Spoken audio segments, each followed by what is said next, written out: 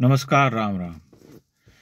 आदरणीय लालू प्रसाद यादव जी के सुपुत्र श्री तेजस्वी यादव ने कहा बिहार की चुनावी रैली में कि उनके पिता श्री लालू प्रसाद यादव ने जो काम कर दिया है वह प्रधानमंत्री नरेंद्र मोदी 7 जन्म में नहीं कर सकते।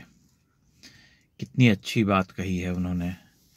बहुत महत्वपूर्ण और बहुत ज़रूरी बात है, क्योंकि लालू यादव जी कोई साधारण व्यक्ति या साधारण नेता तो रहे नहीं हैं।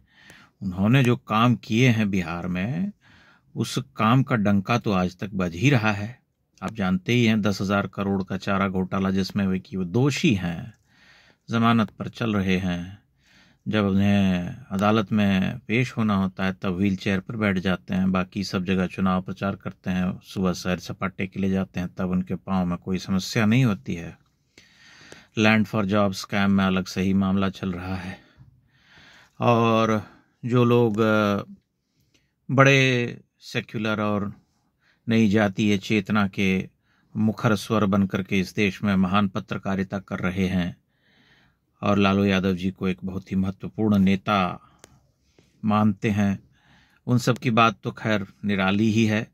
लेकिन बात यह है कि जो लोग बिहार के हैं और जिन्होंने बिहार का वह समय देखा है जिस समय लालू प्रसाद यादव जी मुख्यमंत्री बने थे और लगभग 15 वर्ष तक जो उनका राज रहा, उस समय बिहार की क्या स्थिति थी, वे जानते हैं कि बिहार आज तक उनके ही उस महान कर्मयोग से उबर नहीं सका है। एक लंबे समय तक बिहार जो है अन्य प्रांत के लोगों के लिए एक गाली बन करके रह गया। मैं व्यक्तिगत रूप से बिहार का हूं और मैं भुक्तभोगी हूं उस दंश का।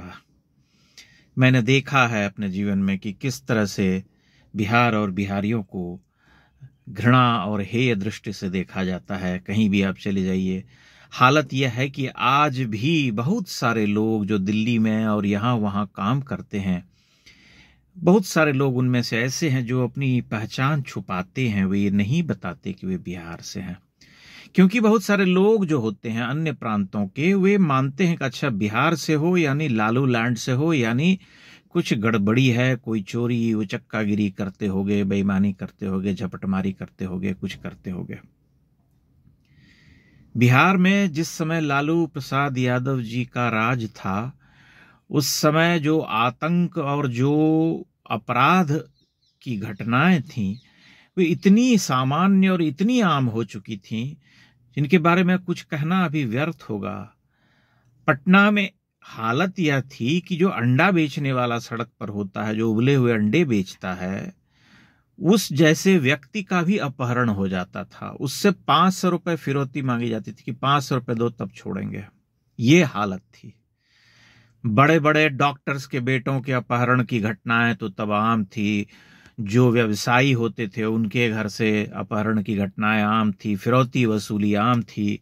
कोई पर्सनल निजी कार्यक्रम घर का हुआ, कोई समारोह हुआ, कोई विवाह हुआ लालू प्रसाद जी के घर में, तो पटना के जो शोरूम्स होते थे गाड़ियों के, फर्नीचर के और अन्य, वो सब खुल जाते थे उनके लोगों के लिए, और वे वहां से जा करके अपनी मर्जी से गाड़ियां, फर्नीचर और तमाम चीजें उठा करके लाते थे। कोई एक चूं चपड़ करने वाला भी व्यक्ति नहीं होता था उस समय।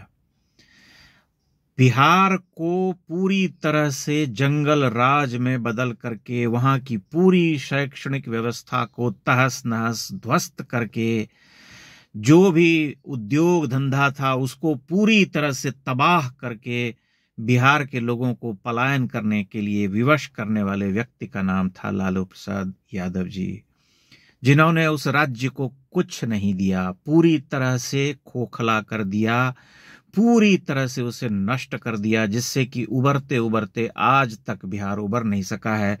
वह तो धन्यवाद कहना चाहिए नीतीश कुमार का, उनके प्रशासन का, कि बहुत हद तक उन्होंने चीजें ठीक कर डाली। अन्यथा बिहार जिस गति से अपने उस तरफ बढ़ रहा था, उसमें तो कहीं से सुधार की कोई संभावना दिखाई नहीं देती थी। लेकिन क्या है कि राजनीति में सभी लोग बड़ी बड़ी बातें करते हैं, बड़े बड़े लोग हैं, बड़े बड़े नेताओं के बेटे हैं। अभी तो अस्तित्व का प्रश्न, अस्तित्व की लड़ाई चल रही है कि हार गए चुनाव तो क्या होगा, इसलिए बड़े बड़े दावे, बड़े बड़े वादे किए जा रहे हैं। और जब बड़े बड़े वादे और बड़े बड़े झूठ लोगों को के सामने परोसे जाते हैं, इतने पैसे देंगे, इतनी नौकरियां देंगे, ये कर देंगे, वो कर देंगे, तब युद्ध में उतरने के लिए सभी दलों को उसी न रणनीति पर चलना पड़ता है। क्योंकि जिस प्रलोभन की राजनीति को पनपा दिया गया है इस देश में, उस प्रलोभन की राजनीति से लड़ने के लिए, उसे पछाड़ने के लिए आदमी को उसी स्तर पर उतरना पड़ता है। धर्म यही है राजनीति का और युद्ध का, कि युद्ध में अगर मर्यादा का पालन किया जाता है तो सामने वाला भी मर्यादित होता है, लेकिन जब आप अधर्म पर उतर आते हैं पूरी तरह से, तब आपको भी अधर्म करना ही पड़ता है। इसलिए हर दल को यह हथकंडा अपनाना पड़ रहा है, बीजेपी को भी अपनाना पड़ रहा है और जेडीयू को भी अपनाना पड़ रहा है।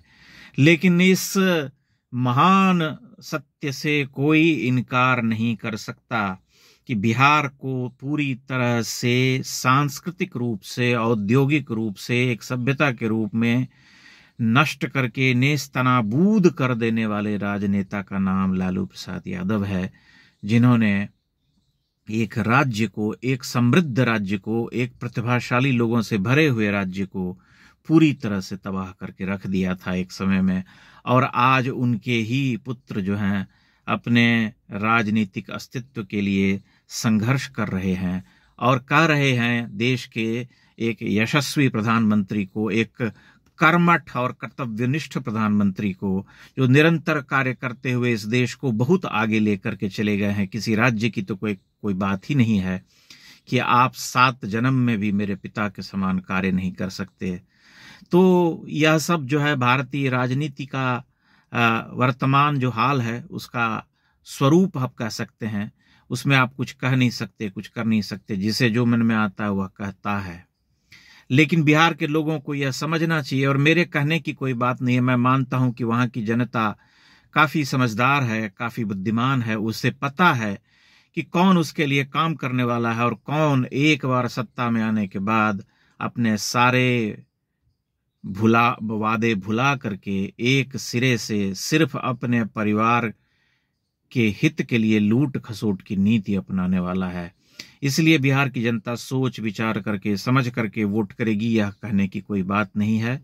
मैं बहुत सारे वीडियोस भी देख रहा हूं और उसमें ये बातें भी सामने आ रही हैं कि वहां की जनता क्या चाहती है। बाकी इन सब बातों से कुछ पक्के तौर पर तो कहा नहीं जा सकता, लेकिन एक ट्रेंड पता चलता है, एक रुझान जो है समझ में आता है कि जनता क्या चाहती है।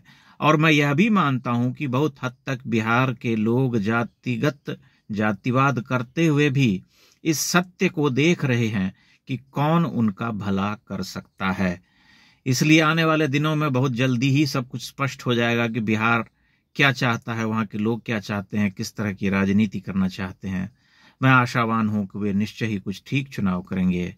कम से कम ऐसे किसी व्यक्ति की बातों के झांसे में नहीं आएंगे जो ये कहें कि मेरे पिताजी ने इतना काम कर दिया है कि मोदी 7 जन्म में भी उतने काम नहीं कर सकते। बाकी मैंने आपको बिहार की उस समय की जो व्यवस्था थी, जो हाल था, उससे परिचित कराया, जो आंखों देखा है। आप सभी जानते हैं, बाहर के लोग भी जानते हैं, सभी समाचार पत्र पढ़ते हैं कि एक राज्य को किस स्थिति में वे लेकर के गए थे, और वह जो है आज भी प्रमाण बन करके भारतीय राजनीति के सामने, भारतीय सभ्यता संस्कृति के सामने खड़ा है। बहुत बहुत धन्यवाद।